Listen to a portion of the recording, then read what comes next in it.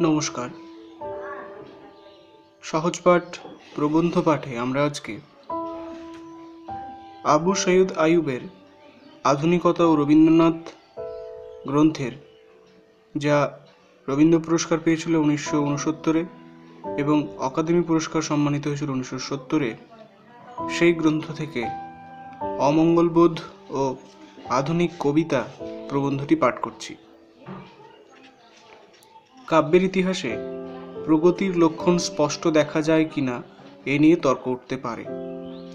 যাঁরা বলেন ঋগ্বেদ সংহিতা, কঠোপনিষদ কিংবা সং অব সলোমনের তুল্য কবিতা পরবর্তীকালে আর রচিত হয়নি, তাঁদের কাব্য রসাস্বাদনে ভক্তিরসের আমেজ লেগেছে এমন সন্দেহের অবকাশ যদি বা থাকে, বিশুদ্ধ কাব্যরস বিচারের উপর নির্ভর করে দায়িত্বজ্ঞান সম্পন্ন সমালোচক এই সিদ্ধান্তে পৌঁছেছেন যে ব্যাস, বাল্মীকি, হোমার, সফোক্লেস প্রভৃতি 2500-3000 বছর পূর্বে কবিকর্মকে সার্থকতার যে স্তরে তুলে নিয়ে গেছেন,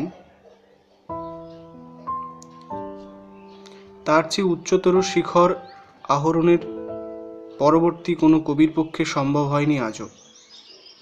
কিন্তু কাব্যের প্রগতি তর্কাধীন হলেও তার গতি অনস্বীকার্য। নদীর মতো কবিতাও চলে এবং সিধে চলে না, কখনো হঠাৎ, কখনো ধীরে ধীরে বাঁক নেয়, কখনো বা এমন মৌলিক পরিবর্তন ঘটায় আপন আধারে, আধেয়তে বা উভয়ত, যাকে ইতিহাসে যুগান্তর বলেই অভিহিত করতে হয়। বাংলা কাব্যের ইতিহাসে রবীন্দ্রনাথ ঠাকুরের আবির্ভাব তেমনি এক যুগান্তর। খুব বেশি দিনের কথা নয় সে। মানসীর কবিতাগুলি ব্র্যাকেটে যাতে সর্বপ্রথম নতুন যুগ প্রতিভার স্পষ্ট স্বাক্ষর পাওয়া যায় ব্র্যাকেট ক্লোজ, রচিত হয়েছিল 1887 থেকে 1888 খ্রিস্টাব্দে, আজ থেকে মাত্র 80 বছর পূর্বে। ইতিহাস দেবতা কিন্তু এর মধ্যেই অধীর হয়ে উঠলেন। মানসী প্রকাশের পর অর্ধ শতাব্দী গত না হতেই রবীন্দ্র কাব্য বিচারে খুব বড় রকমের পট পরিবর্তন দেখা গেল। কাব্যের মানদণ্ডই গেল পাল্টে। যদিও রোমান্টিসিজমের সব লক্ষণ এবং সন তারিখ মিলিয়ে দেখতে গেলে খটকা লাগে একটু, তবুও রবীন্দ্রনাথকে রোমান্টিক কবি বলতেই হয়। রোমান্টিকতার পরাকাষ্ঠা বললেও ভুল হয় না। অথচ ইংরেজি সাহিত্যে প্রথম মহাযুদ্ধের পর রোম্যান্টিক মনন ও সংবেদনা, বিচার ও রচনাশৈলী খুব দ্রুত গতিতে অশ্রদ্ধেয় হয়ে পড়ল। ফলে ইয়েটস 1912 সালে গীতাঞ্জলির ভূমিকায় লিখেছিলেন, "These lyrics display in their thought a world I have dreamed of all my life." সেই ইয়েটস জীবনের শেষ 10-15 বছর কাটালেন নিজের কবিকর্মকে রবীন্দ্রনাথের মানুষ থেকে, ব্র্যাকেটে অর্থাৎ যে রবীন্দ্র মানুষের সঙ্গে তিনি পরিচিত ছিলেন, যতটা পারেন দূরে, ব্র্যাকেট ক্লোজ করে, যতখানি সম্ভব বিপরীতে সংস্থাপিত করতে। এই শতাব্দীর তৃতীয় দশকের মধ্যভাগে যে মেজাজ এবং রুচি ইংরেজি সাহিত্যে প্রতিষ্ঠিত হল, ব্র্যাকেটে ফ্রান্সে আরও আগে হয়েছিল, ব্র্যাকেট ক্লোজ, তার কাছে রবীন্দ্রনাথ অকস্মাৎ অত্যন্ত ছোট হয়ে গেলেন। অন্যান্য রোমান্টিক কবিরা যতটা হয়েছিলেন তার চেয়েও যেন কিছুটা বেশি। এই নবমূল্যায়নের ধাক্কা বাংলাদেশে এসে পৌঁছেছে দ্বিতীয় মহাযুদ্ধের পর। কল্লোল এবং পরিচয় গোষ্ঠীর কবিরাও এক হিসেবে রবীন্দ্র বিদ্রোহী ছিলেন এবং সে বিদ্রোহ অন্য জাতের। তাতে রবীন্দ্রনাথের গগনচুম্বী প্রতিভার প্রতি শ্রদ্ধা নিবেদনে কুণ্ঠা ছিল না, বরঞ্চ তার মর্মস্থলে এই কথাটাই নিহিত ছিল যে বাংলা কাব্যে এক নতুন মেজাজ ও আঙ্গিকের প্রবর্তক হওয়া সত্ত্বেও রবীন্দ্রনাথ বাংলা কাব্যকে তাঁর একক সাধনার এমন পরোৎকর্ষে পৌঁছিয়ে দিয়ে গেছেন, যার নাগাল পাওয়া অনুজ কবিদের পক্ষে অভাবনীয়। অনুজ কবিরা রাজপথ ছেড়ে কিছু দূরে এগোতে না এগোতেই বুঝতে পারলেন ওই পথে তারা আর যাই পান এখন তো নিজের গলার সুরটি পাবেন না। কল্লোল ও পরিচয় যুগের কবিরা শিক্ষা পেয়েছিলেন ওই কবিগুরুর পাঠশালাতেই। তাঁদের চোখ, কান, কণ্ঠ ও মন তৈরি হয়েছিল তাঁরই সুরের ঝর্ণাতলায়। স্নাতকোত্তর কালে তাঁরা অবশ্যই অনুভব করলেন রবিতন্ত্র থেকে মুক্তিলাভের প্রবল তাগিদ, একাধারে স্বতন্ত্রের প্রেরণা এবং ব্র্যাকেটে এই কথাটা বিশেষ রূপে পরিচয় গোষ্ঠীর কবিদের সম্বন্ধে প্রযোজ্য ব্র্যাকেট ক্লোজ আধুনিক অর্থাৎ প্রথম মহাযুদ্ধ পরবর্তী পাশ্চাত্য সাহিত্যের আকর্ষণ। কিন্তু বর্তমান শতাব্দীর দ্বিতীয়ার্ধে যাঁদের কবি জন্ম ঠিক রবীন্দ্র বিদ্রোহী তাঁদের বলা যায় না, কারণ তাঁরা আদৌ ওই কাব্য সাম্রাজ্যের রাজানুগত নাগরিক ছিলেন না। সাহিত্যের অন্য জগতে তাঁরা ভূমিষ্ঠ হয়েছেন, অন্য ভাবধারার পুষ্ট। যে কাব্যানুশীলনে তৈরি হয়েছে বা হচ্ছে তাঁদের রুচি ও রচনাশৈলী তা রবীন্দ্র কাব্যের অনুশীলন নয়। Baudelaire, Rimbaud, Mallarme, Valery, Gottfried Benn, Andre মেথ, স্যামুয়েল ব্যাকেট, ইয়াঁ জেনে, অ্যালেন গিন্সবার্গ কাব্যের এই জগৎ রবীন্দ্রনাথের জগৎ থেকে বহু দূরে অবস্থিত। অবশ্য এরা পুষ্ট হয়েছেন কেবল বিদেশি সাহিত্যের কোলে এমন কথা আমি বলতে চাই না। বাংলা কাব্যের ঐতিহ্যও এদের লেখাতে বা লেখাকে স্পষ্টতই প্রভাবিত করেছে। তবে সে ঐতিহ্য রবীন্দ্র কাব্যবাহিত নয়।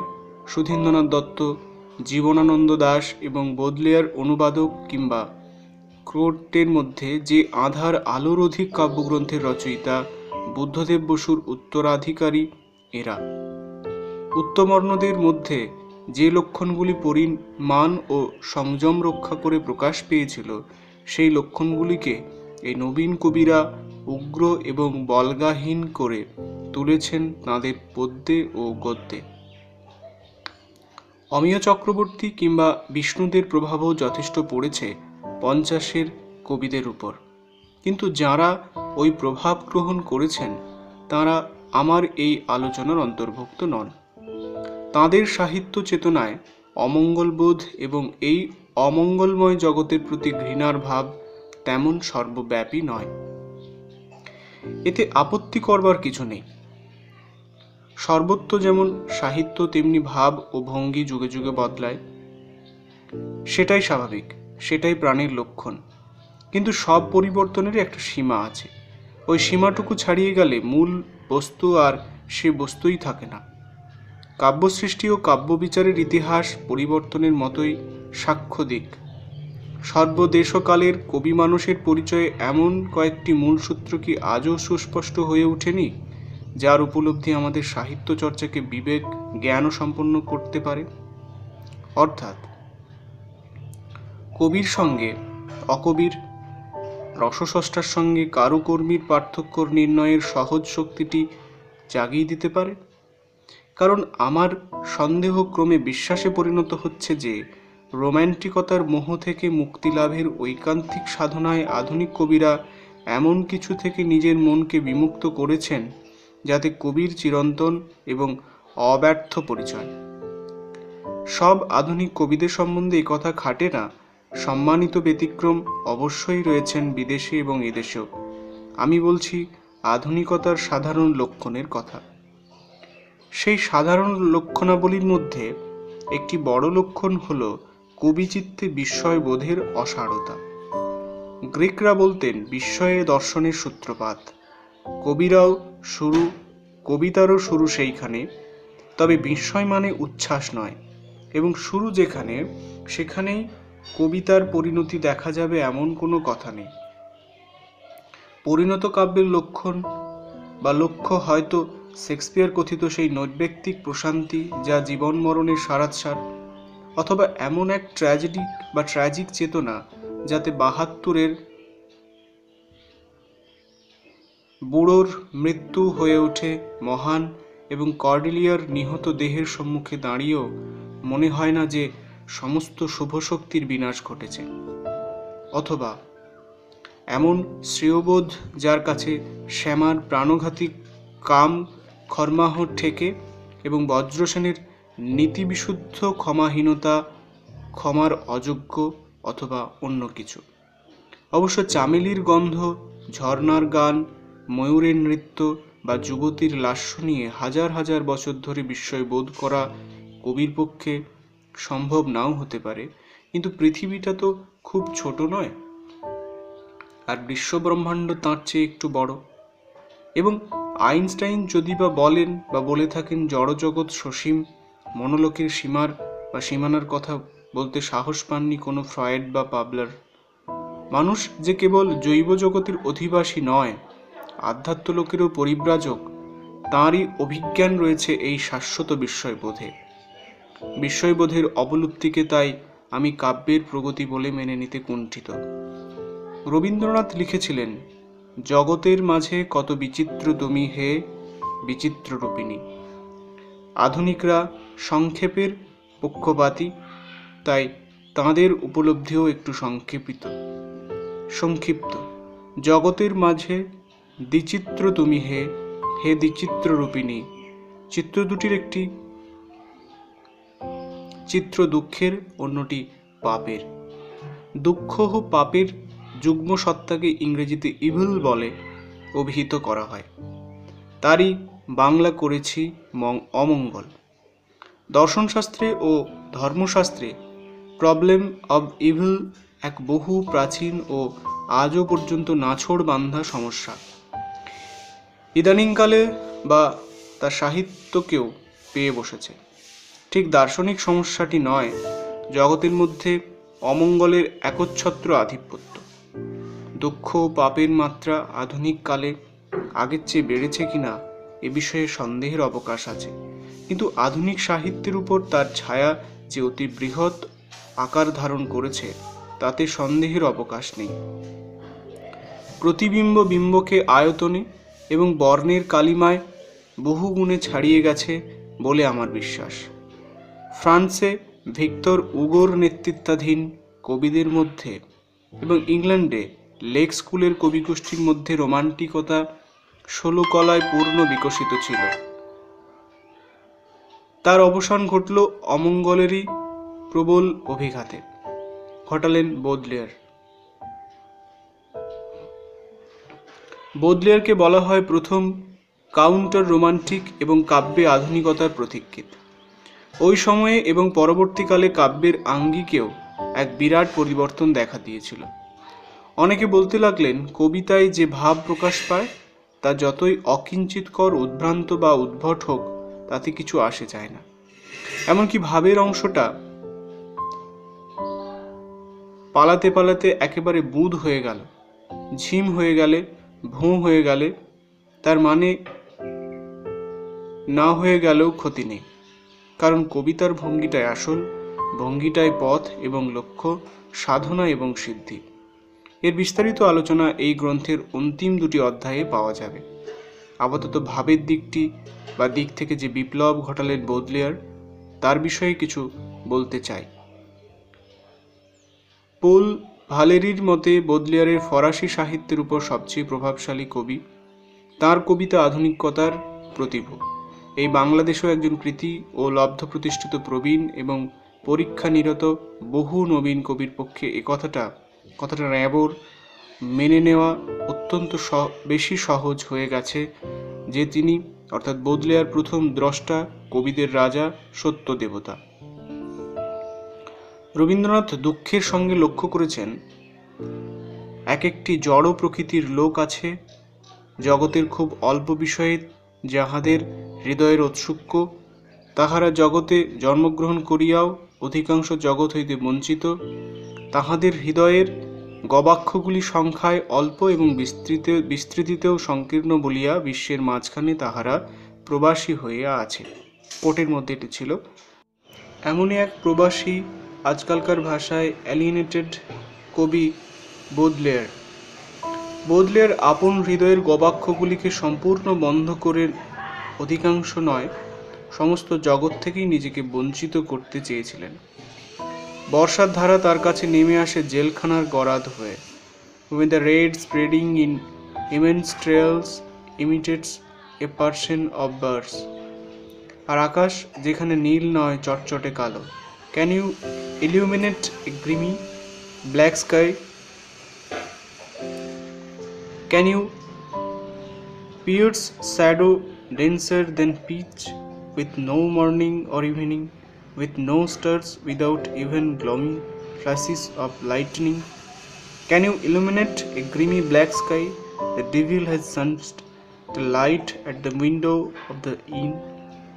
সেই ঘুটঘুটে অন্ধকার জেলখানায় তার কবি সত্তা বাস করত, যাবজ্জীবন কারাদণ্ডে দণ্ডিত। এলিয়েট বলছেন, যদিচ বোদলেয়ারের পদ্যরীতি ও শব্দবিন্যাস বৈপ্লবিকভাবে নতুন, জীবনবোধে যে নূতনত্ব তিনি এনেছিলেন তা আরও মৌলিক ও গুরুত্বপূর্ণ। এই যুগান্তকারী জীবনবোধের মূল কথা হল প্রত্যক্ষ জগতের প্রতি রোমান্টিক বিস্ময় ও উৎসাহের স্থলে এক সর্বগ্রাসী বৃতৃষ্ণা ও নির্বেদের অভিষেক। বোদলেয়ারীয় বৃতৃষ্ণার 4টি কারণ নির্দেশ করা যেতে পারে। অন্তত এই 4টি কারণের কথা আমি এখানে তুলতে চাই। 1.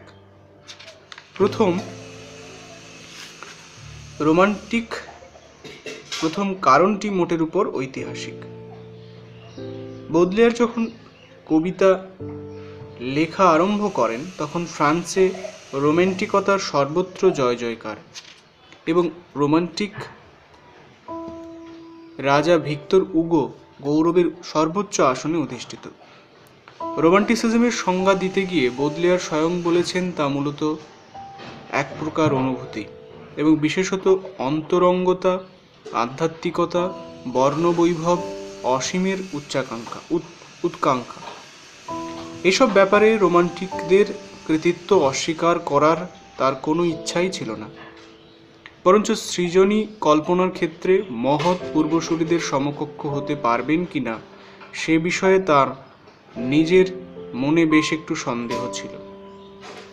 লিখছেন, আঁরি পের ফ্লাওর দু মালের ভূমিকার খসড়ায় বোদলেয়ার স্বয়ং ঘোষণা করছেন, লব্ধ প্রতিষ্ঠিত কবিরা কাব্যরাজ্যের সবচেয়ে সমৃদ্ধ প্রদেশগুলি নিজের মধ্যে ভাগ করে নিয়েছেন বহুকাল পূর্বেই, সুতরাং আমাকে হতে হবে অন্য কিছু।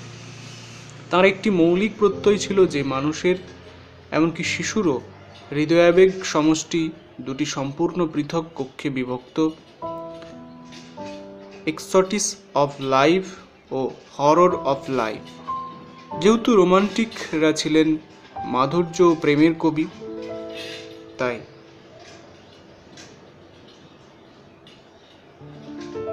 বোদলেয়ারকে হতে হবে তিক্ততার ও ঘৃণার কবি। এক কথায় তাঁর বিশ্ববৃতৃষ্ণা ছিল তাঁর কাউন্টার রোমান্টিক বা রোমান্টিসিজমের অঙ্গবিশেষ। সাধারণত বলা হয় যে এই কবির রচনায় রোমান্টিক ও ক্লাসিকের সমন্বয় ঘটেছে। আমার অবশ্য মনে হয় এলিয়েটের উক্তি অধিকতর সত্য, যদিও পরিবেশ গুণে তিনি ছিলেন রোমান্টিসিজমের সন্তান, কিন্তু স্বভাব গুণে তাকে হতে হলো রোমান্টিসিজমেরই শত্রু। 2. দ্বিতীয় কারণটি বলা যাক বিষয়গত, সাবজেক্টিভ, অর্থাৎ কবির দেহ মনের মধ্যেই তাঁর জাগতিক তৃষ্ণার উপাদানগুলি খুঁজে পাওয়া যাবে। বোদলেয়ার তরুণ বয়স থেকে হয়তোবা জন্মাবধি এক অতিশয় পীড়াদায়ক, গ্লানিকর ও দুরারোগ্য রোগে ভুগতেন, সিফিলিস রোগে। উপরন্তু তাঁর মানসিক কষ্টেরও অবধি ছিল না। শৈশবকাল কেটেছিল মাতা ও মাতার দ্বিতীয় স্বামীর সঙ্গে নানারূপ সংঘর্ষের মধ্যে। স্কুল জীবন সম্পর্কে লিখেছেন, হাতাহাতি শিক্ষক এবং সহপাঠকদের সঙ্গে অনবরত বিরোধ ও সংগ্রাম, মাঝে মাঝেই অবসন্ন বিষাদের ছায়া পড়ত মনের উপর। যদিও লেখাপড়ায় তিনি এগিয়েই ছিলেন, তবু উচ্ছৃঙ্খলা ও স্বৈরাচারের জন্য তাকে স্কুল থেকে তাড়িয়ে দেওয়া হয়। প্রণয় পর্বের ইতিহাস, একাধিক যুবতীর প্রতি প্রবল কিন্তু সাময়িক আসক্তি এবং এক নীচ স্বভাবা গণিকার অকাট্য মোহবন্ধন ইত্যাদি মোটেই সুখপাঠ্য নয়। তার চরিত্র প্রসঙ্গে এলিয়েট লিখেছেন, সমাজের চোখে এবং ব্যক্তিগত যাবতীয় ব্যাপারে বোদলেয়ার ছিলেন অত্যন্ত বিকৃত স্বভাব, অসামাজিকতা এবং অকৃতজ্ঞতার অসাধারণ ক্ষমতা নিয়ে জন্মেছিলেন। তার মেজাজ যেমন তিরিক্ষ ছিল, তেমনি যে কোনো পারিপার্শ্বিক অবস্থাকে নিজের পক্ষে অসহনীয় করে তোলার জেদ ছিল অভ্রভেদী। এহেন ব্যক্তির মন সুস্থ থাকার কথা নয়। বোদলেয়ারের একাধিক গুণগ্রাহী সমালোচক যে বিশেষণটি তাঁর সম্বন্ধে বারবার প্রয়োগ না করে পারেননি সেটি হচ্ছে আধিগ্রস্ত। এলিয়েট তো তাঁকে সিম্বল অফ মরবিডিটি আখ্যা দিয়েছেন, প্রতিতুলনা করেছেন পূর্ণ স্বাস্থ্যের প্রতীক গেটের সঙ্গে। রবীন্দ্রনাথের সঙ্গেও করলে পারতেন, কারণ এই বাঙালি কবিও অসাধারণ শারীরিক ও মানসিক স্বাস্থ্যের অধিকারী ছিলেন। বিশেষত অধিকারী ছিলেন সেই স্বাস্থ্যের যাকে বোদলেয়ার স্বয়ং বলেছেন পোয়েটিক হেলথ। অত্যন্ত কঠিন শারীরিক পীড়ার মধ্যেও তার কাব্যিক স্বাস্থ্য অটুট ছিল। রবীন্দ্রনাথের বিশ্বপ্রেম যেমন ছিল তার নিটোল মানসিক ও কাব্যিক স্বাস্থ্যের প্রকাশ বিশেষ, তেমনি বোদলেয়ারের বিশ্ববৃতৃষ্ণাকে তার ব্যাধিগ্রস্ত মনের অভিব্যক্তি জ্ঞান করা যেতে পারে। দুঃখের কথা এই যে বোদলেয়ারের মন ব্যাধিগ্রস্ত ছিল কিনা এ নিয়ে তর্ক ওঠে না। গুণমুগ্ধ সমালোচকরা অসংকোচে মেনে নেন তাঁর প্রিয় কবি ছিলেন রীতিমতো এক মেন্টাল কেস। মানসিক স্বাস্থ্যের চেয়ে মানসিক ব্যাধিকেই মূল্যবান মনে করা হয় ইদানিং। তার কারণ কি? এই যে আধুনিকেরা বিশ্বাস করেন লৌকিক ব্যাপারে চেতনা ও চরিত্র ওলটপালট হয়ে গেলে লোকোত্তর জ্ঞানের তৃতীয় নয়ন খুলে যায়। কথাটা একটু পরেই আলোচিত হবে। জীবন ও জগৎ বিষয়ে বোদলেয়ারের এই নতুন নেতিবাচক দৃষ্টিভঙ্গিকে তাঁর শারীরিক ও মানসিক অস্বাস্থ্যপ্রসূত জ্ঞান করলেও তাঁর সৃজনী প্রতিভার মূল্য ও সাহিত্যের ইতিহাসে তাঁর সর্বসম্মত গুরুত্ব কিছুমাত্র হ্রাস পায় না। শুধু আঙ্গিকের অপূর্ব সৌষ্ঠব আর শব্দচয়নের অনবদ্যতা নয়, আরও দৃঢ় ভূমির উপর এই কবির বিরাট খ্যাতি প্রতিষ্ঠিত।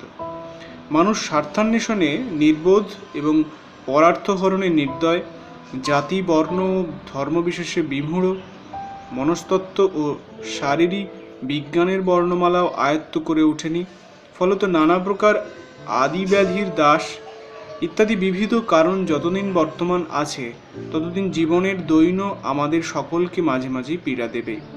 বিশেষত সূক্ষ্ম এবং সংবেদনশীল মনের যারা অধিকারী, তারা যখন মনুষ্য জীবনের এই অসহায় দশা কল্পনার চক্ষে দেখেন, তখন এক অপার নৈরাশ্য ও বিষাদের ছায়া পড়ে তাঁদের মনের গভীর তলে।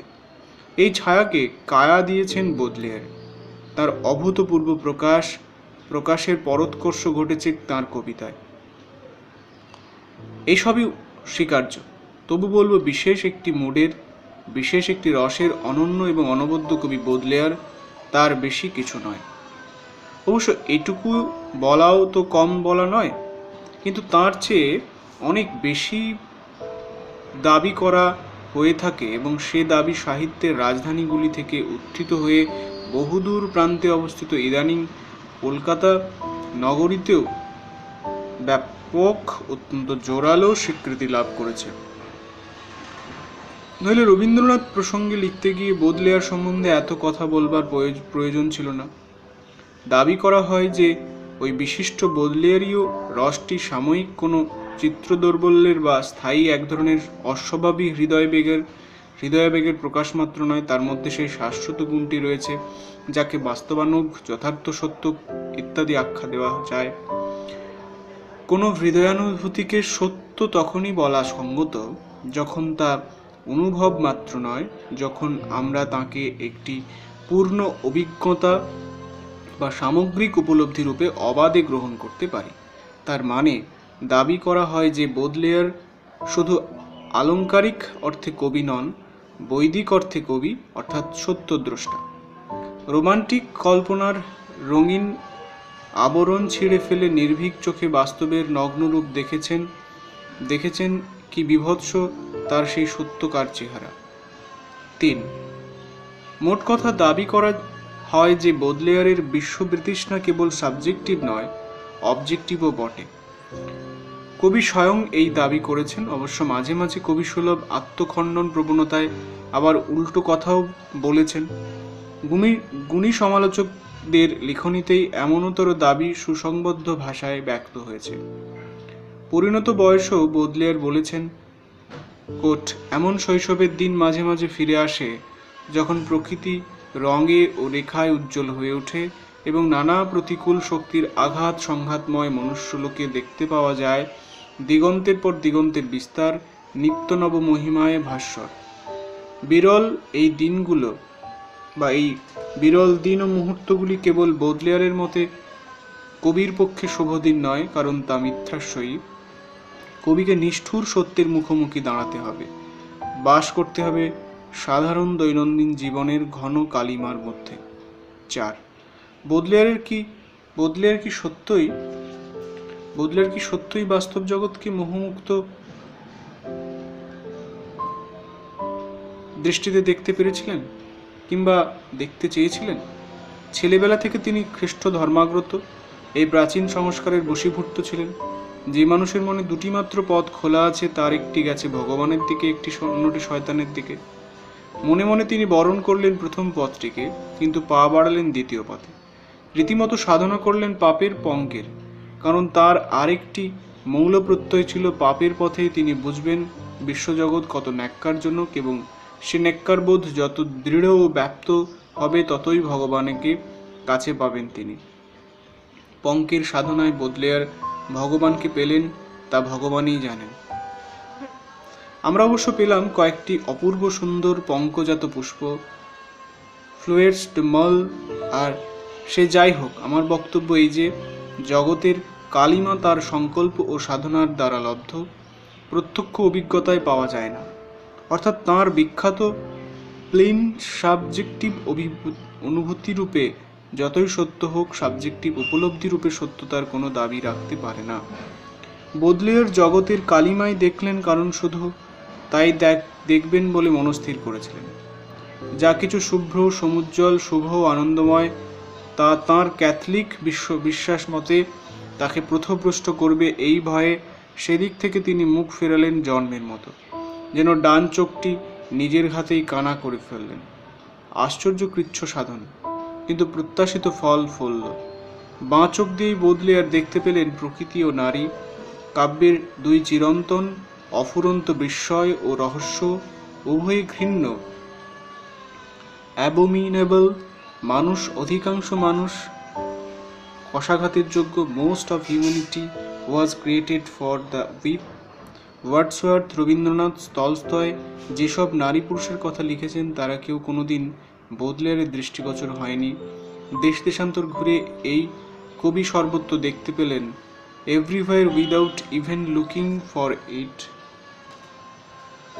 From top to bottom of the Daedalus scale, we saw the tedious side of immortal sin, woman that vile self, proud and stupid, seriously adoring herself and loving herself without disgust, and man, the greedy, trained, loved, merciless and graspy, the self of the slave and the tributary of the sphere, the traitor enjoining himself and martyrs sobbing, the banquet seasoned and perfumed with blood, the poisons of power expressing the despite, the people enamored of the stupendous.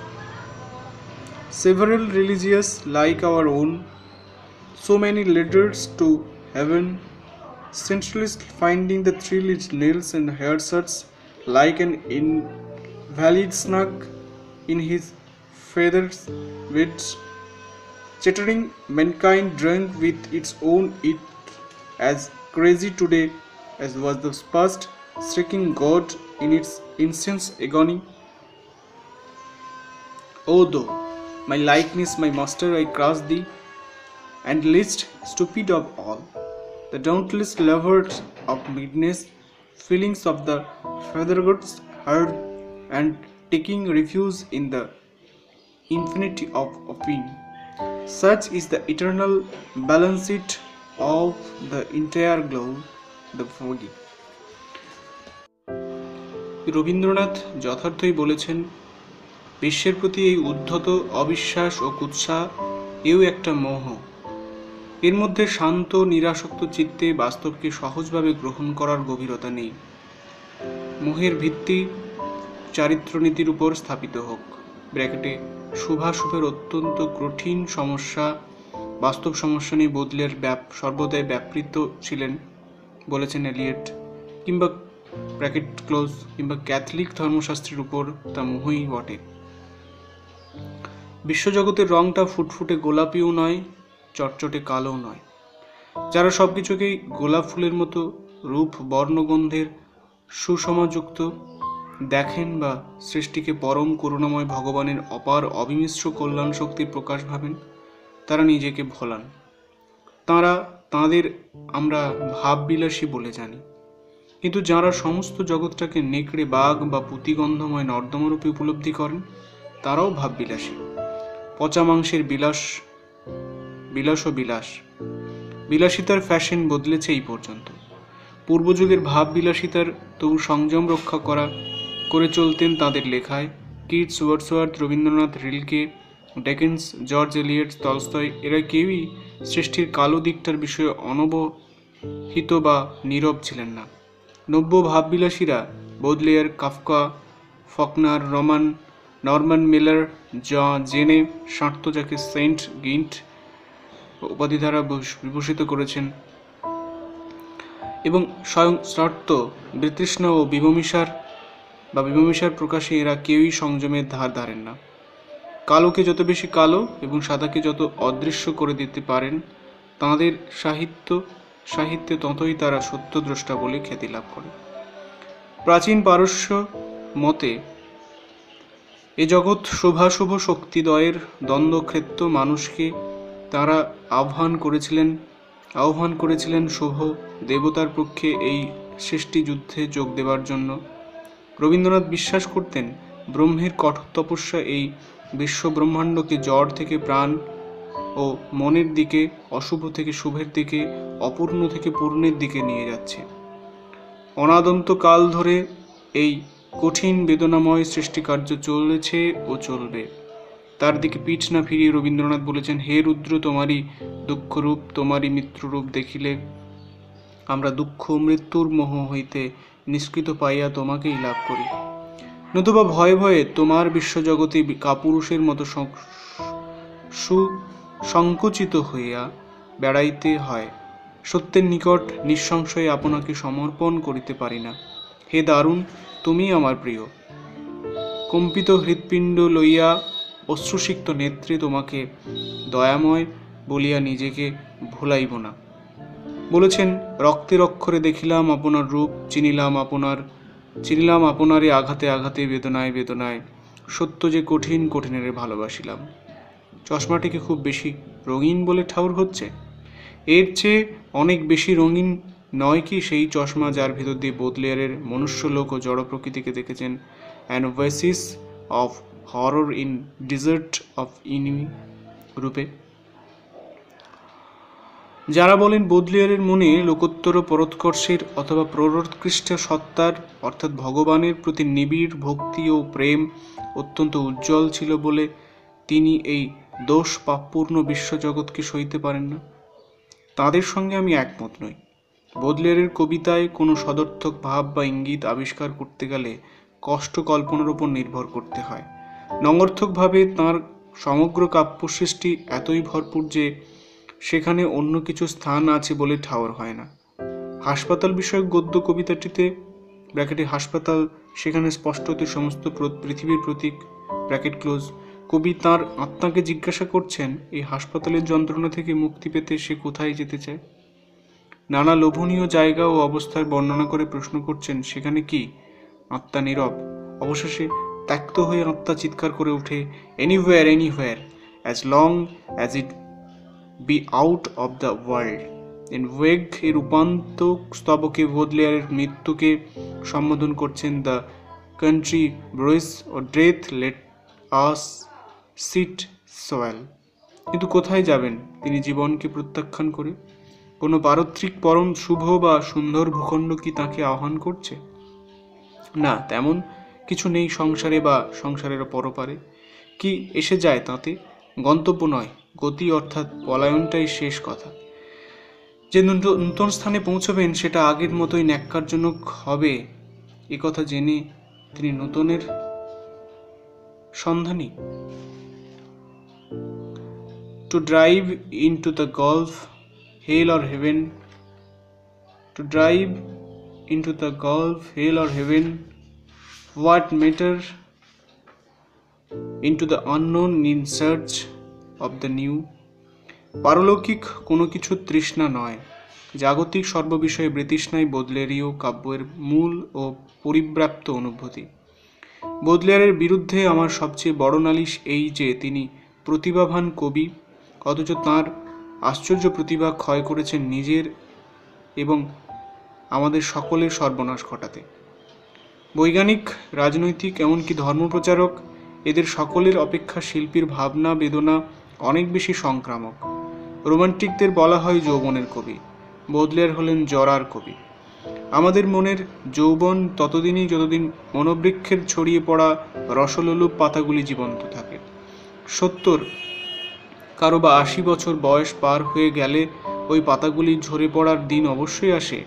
মন তখন আকুঞ্চিত, অসংবেদনশীল ও অসাড় হয়ে পড়ে। কাউকেই, কোনো কিছুকেই ভালোবাসতে পারে না, কিছুই ভালো লাগে না, কিছুই দেখতে ছুতে জানতে ইচ্ছে হয় না। মানবিক বা প্রাকৃতিক কোনো ব্যাপারই আর আশ্চর্য ঠেকে না, সবই তখন পুরনো, পাঞ্চে, বিস্বাদ, একঘেয়ে। 18 বছর বয়স থেকেই যদি কারো মনের এই পাতা ঝরা অবস্থা ঘটে যায়, তবে একে তার সর্বনাশ ছাড়ার কি বলবো। এই অবস্থা কি ঘটবে না যদি আমাদের নিত্যসঙ্গী হন সেই শান্ত শক্তিমান কবি, যিনি সারা বিশ্বব্রহ্মাণ্ড পরিক্রম করে কিছুই দেখতে পেলেন না যাতে তার মন সাড়া দিতে পারে, স্পন্দিত হতে পারে, বিস্ময়, আগ্রহ বা কৌতূহল বোধ করতে পারে। দেখলেন কেবল বিভৎস এক মরুদ্যানের চারিদিকে একঘেয়ে বিরক্তিকর মরুভূমির অনন্ত বিস্তার। জগতে নিছক ভালো কিছু আছে হয়তো, নিছক মন্দও কিছু থাকতে পারে। 99% বস্তু ভালোই মন্দে, সুন্দর কুৎসিতে, সত্যনিত্রে মিথুনীকৃত। কিন্তু যার মন সপ্রাণ ও সংবেদনশীল, তাকে তৃণখণ্ড থেকে নীহারিকা পুঞ্জ পর্যন্ত প্রত্যেকটি বস্তু ও ব্যাপার ডেকে বলেছে, আমার দিকে চেয়ে দেখো, আমাকে স্পর্শ করো, বুদ্ধি দিয়ে বোঝো, হৃদয় দিয়ে বোধ করো, দেখবে আমার কোথাও শেষ নেই, তল নেই। সমস্ত বিশ্বব্রহ্মাণ্ডের এবং তদতিরিক্ত যদি কিছু থাকে, তবে তার অনন্ত রহস্যেরই আভাস আছে আমার মধ্যে। এই পরমাশ্চর্য জগৎকে বোদলেয়ার কেমন করে বলবেন বা বললেন? মনতন এপেতি। এ বড় অনিত্য বাক্য কি সাহিত্য আর কোথাও উচ্চারিত হয়েছে? এত বড় অনিত্য বাক্য কি সাহিত্যে আর কোথাও উচ্চারিত হয়েছে? যদি বলেন এটা নৈর্ব্যক্তিক সত্য বা মিথ্যার প্রশ্ন নয়, একঘেয়ে আর অকিঞ্চৎকর জগৎটাকে কবিরই মনের প্রতিবিম্ব, তবে আমি তা মেনে নিয়ে শুধু একটি প্রশ্ন যোগ করব, যে রসনায় সবই বিস্বাদ থেকে সে রসনার আস্বাদন শক্তি কি অবশিষ্ট আছে? যে মনের কাছে সবই একঘেয়ে, সে মন কি বুড়িয়ে যায়নি? বিভৎসকে দেখবার মতো নির্ভীক চোখ বোদলেয়ারের ছিল, কিন্তু জগতের ও জীবনের পরম বিস্ময় বোধ করবার মতো মনের সজীবতা কোন ভূ দর্শনের বা আপ্তবাক্যের আওতায় পড়ে হারালেন তিনি? সবচেয়ে উদ্বেগের কারণ এই যে বোদলেয়ারীয় আনুই এর তন্নিষ্ঠ চর্চা আমাদের যুবকদের মনকেও যৌবনের প্রারম্ভেই জরাগ্রস্ত করে দিয়েছে। বোদলেয়ারের সাক্ষাৎ বা পরোক্ষ প্রভাব পাশ্চাত্য সাহিত্য কর্মের উপর বা সাহিত্যিকদের জীবনবোধের উপর গাঢ় থেকে গাঢ়তর হয়ে চলল। সে প্রভাব ফরাসি কাব্যে তাঁর মৃত্যুর অব্যবহিত পরেই পরিলক্ষ্য, যদিও চ্যানেলে পার হতে তার 2-4 দশক সময় লেগেছিল। ফ্রান্সে বোদলেয়ারের পরে যে কাব্যশৈলী সবচেয়ে শক্তিমান কবিদের আনুগত্য লাভ করল, তাকে প্রতীকবাদ বলে অভিহিত করা হয়। প্রতীকী কবিদের কাছে একটা মর্সি সূত্র পাওয়া। সুতরাং অবধারিত সত্য, যে জগৎ ব্যাপারটা অতিশয় কদর্য, তার প্রতি একমাত্র সঙ্গত ভাব বৃতৃষ্ণা, একমাত্র উচিত কৃত্য মুখ ফিরিয়ে নেওয়া, র্যাব ও ইন্দ্রিয় জ্ঞানের শক্তিটাকে শুদ্ধ বিপর্যস্ত করতে উপদেশ দিলেন, কারণ ইন্দ্রিয়গ্রাহ্য বস্তুমাত্র তার কাছে অবজ্ঞেয়। কবিতার ভাষায় যে স্বাভাবিক পার্থিব সমাজবদ্ধ অর্থব্যঞ্জনা থাকে, তাকে প্রায় অবলুপ্ত করতে তৎপর হলেন এই ভাষায় যে তাতে করে কবিতার অপার্থিব অর্থদোতনা প্রজ্জ্বল হয়ে উঠবে। আবিষ্কার করতে চাইলেন এক অভিনব ভাষা, যা পরম ব্রহ্মের রূপায়ণে সক্ষম। এই পরম ব্রহ্ম বিষয়ী যোগী, মুনি, ঋষি প্রভৃতি আখ্যাবিশিষ্ট সিদ্ধ পুরুষেরা বহু দীর্ঘ গুহ্য তপস্যার ফলে যদি বা কোনো অতীন্দ্রিয়,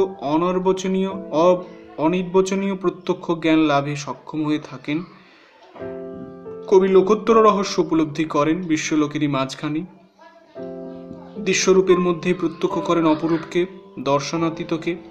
এই কথাটি সুন্দর করে বলেছেন জাক মারিতা।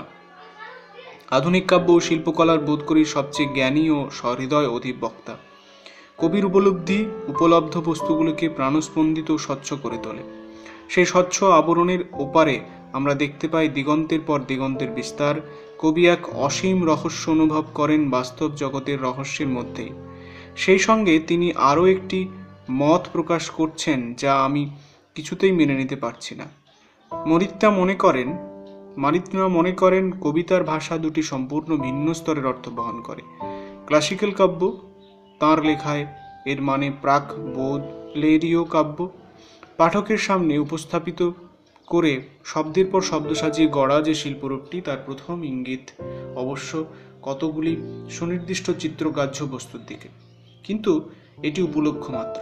আসল লক্ষ্য পরম সত্তার সেই ঝলকটুকু দেখিয়ে দেওয়া যা চিত্তের অগম্য, কনসেপ্টের সঙ্গে কনসেপ্ট যোগ করে যার নাগাল পাওয়া যায় না, অর্থাৎ ভাষার সাধারণ এবং যুক্তি বিদ্যানুমোদিত প্রয়োগ যেখানে ব্যর্থ। এ পর্যন্ত যদি বা মেনে নেওয়া যায়, মুশকিল বাধে যখন মারিত্মা ঘোষণা করেন যে কবিতার ভাষার দুই প্রকার অর্থ কেবল ভিন্ন নয়, একেবারে পরস্পর অনপেক্ষ।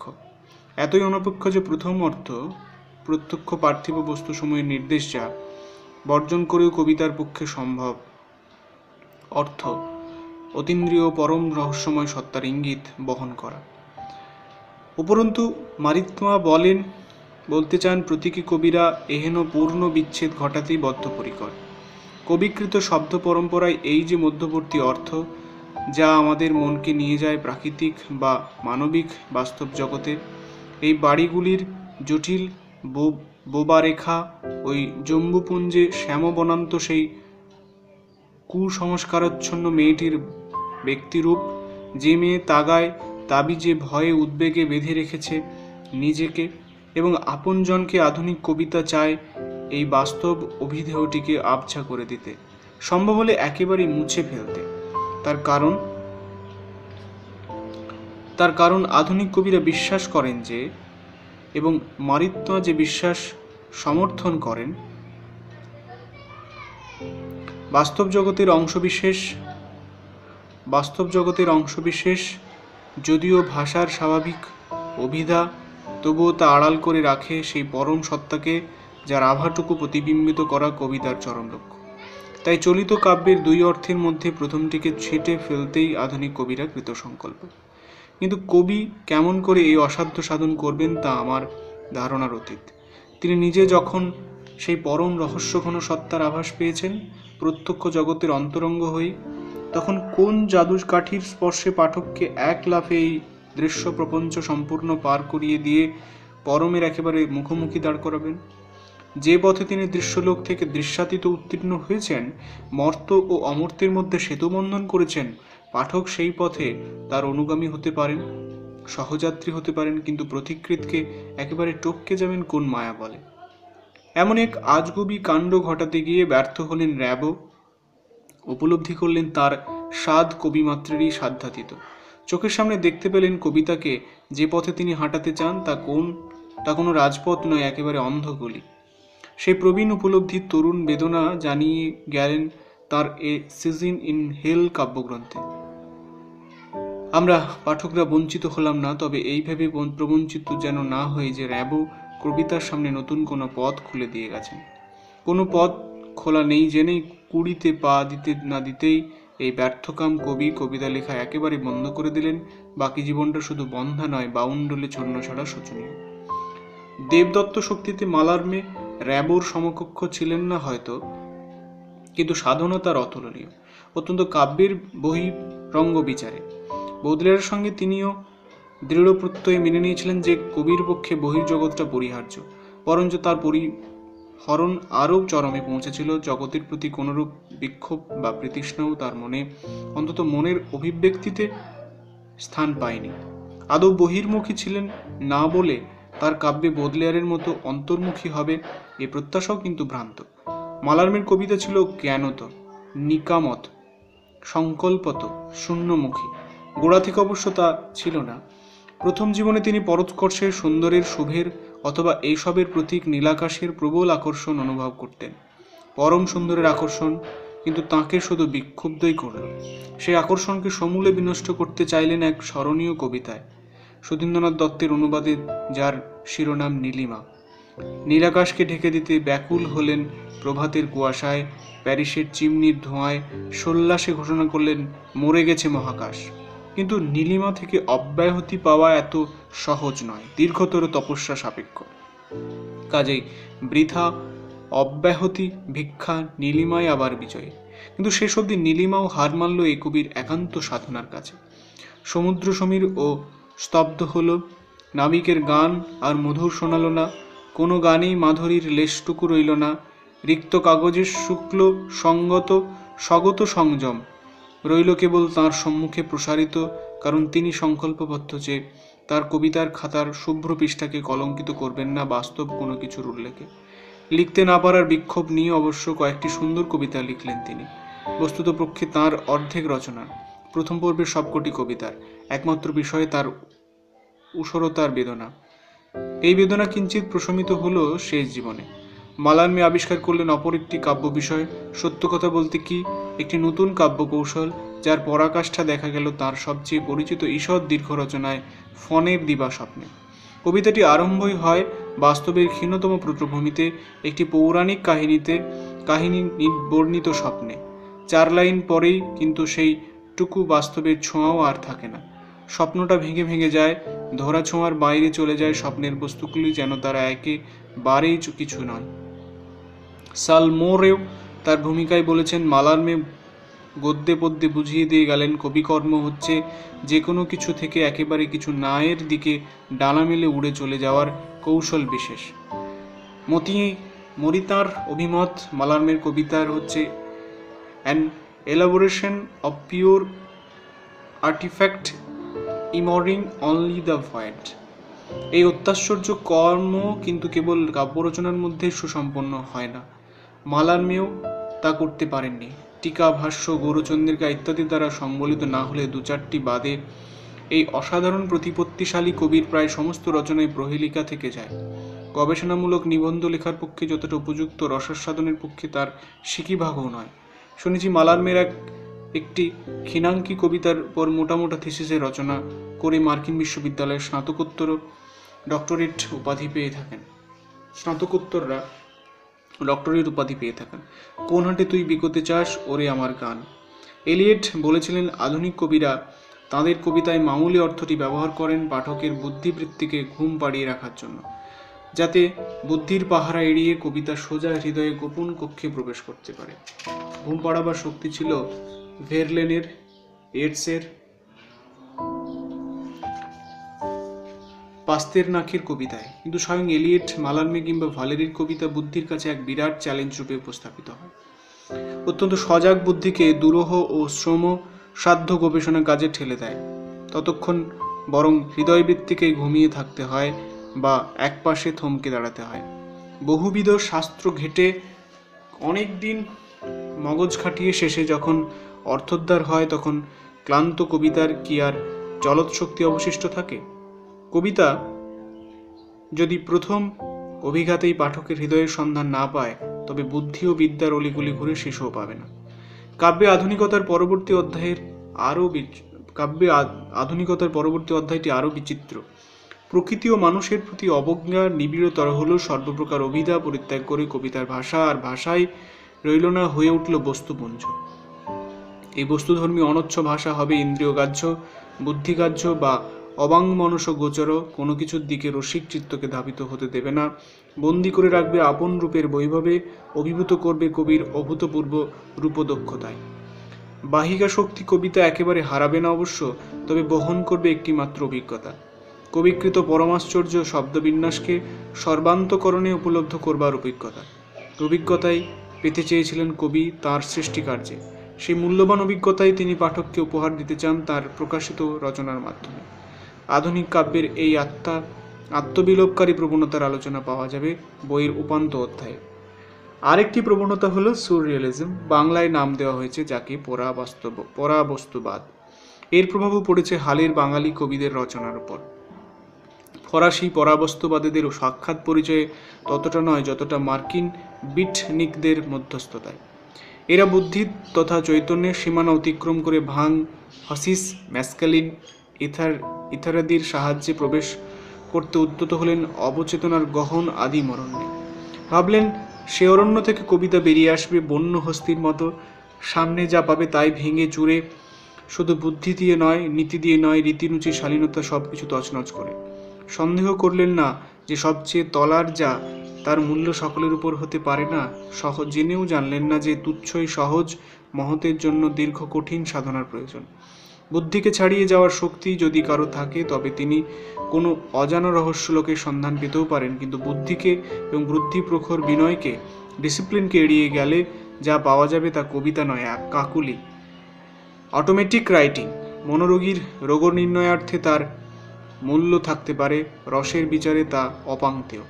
ওয়ার্ডসওয়ার্থ বলেছিলেন, কোনো যুগের সমাদৃত সাহিত্যে যে মিথ্যা ধারণাগুলি শিকড় গেড়ে থাকে তার মিথ্যাত্ব বিষয়ে অবহিত হওয়া সে যুগের মানুষের পক্ষে বেশ একটু কঠিন। বর্তমান যুগের হৃদয়মন গ্রাস করা মিথ্যাটি হলো অমঙ্গলের এবং কদর্যতার সর্বব্যাপ্তি।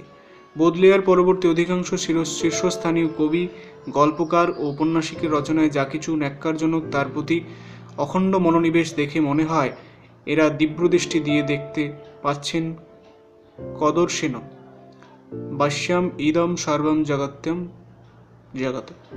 রোমান্টিকদের প্রমাদ সম্পর্কে আমরা এতই সচেতন যে বেচারি কিটসের বহু উদ্ধৃতি জীর্ণ সত্য সুন্দরের সমীকরণ মন্ত্রটিকে সংশোধিত করতে চাই তাকে উল্টে দিয়ে।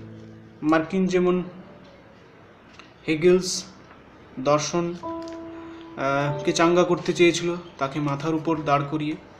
বলি যা কদর্য তাই সত্য, যা সত্য তাই কদর্য। বর্তমানকালের চলতি মিথ্যা যেমন আমাদের চোখে সহজে ধরা দেয় না, তেমনি মতির যুগের সাহিত্য সাধনা যে সত্য থেকে শক্তি সঞ্চয় করত সে বিষয়ে সাম্প্রতিক সাহিত্যের প্রভাব আমাদের মনকে অনেক বেশি অসাড় করে রাখে। সেই যুগটি যদি হয় দূর অতীতের, তবে বাধা তত দুস্তর ঠেকে না, বরং দূরের বাদ্যি একটু মিষ্টি শোনায় বইকি। মনের ব্যবধানকে আমরা কাটিয়ে উঠতে চেষ্টা করি, ঐতিহাসিক কল্পনা শক্তির উপর ভর করে পরিশীলন করি এমন রুচির যার সাহায্যে ২-১ শতাব্দী এমনকি ২-১ সহস্রাব্দী পূর্বের ভাব ও রস গ্রহণ করতে বাধা থাকে না। রবীন্দ্রনাথের যুগ অতীত, কিন্তু মাত্র ৩-৪ দশক পূর্বে তা খুবই বর্তমান ছিল। এই নিকট অতীতকে নিয়ে বিপদ ঘটে সাহিত্যে। সাহিত্যভোগী খোঁজেন আধুনিকতম শৈলী ও মেজাজ। সাহিত্যকর্মীও চান একেবারে নতুন কিছু করে দেখাতে, নইলে তার শক্তি ও স্বাতন্ত্র্যের হাতে নাতে প্রমাণ দেওয়া হয় না। আর সদ্য নতুনকে চালু করতে গেলে প্রয়োজন দেখা দেয় যা চলে আসছে, যা হৃদয় মনকে নয়নকে হরণ করে রেখেছে এতদিন।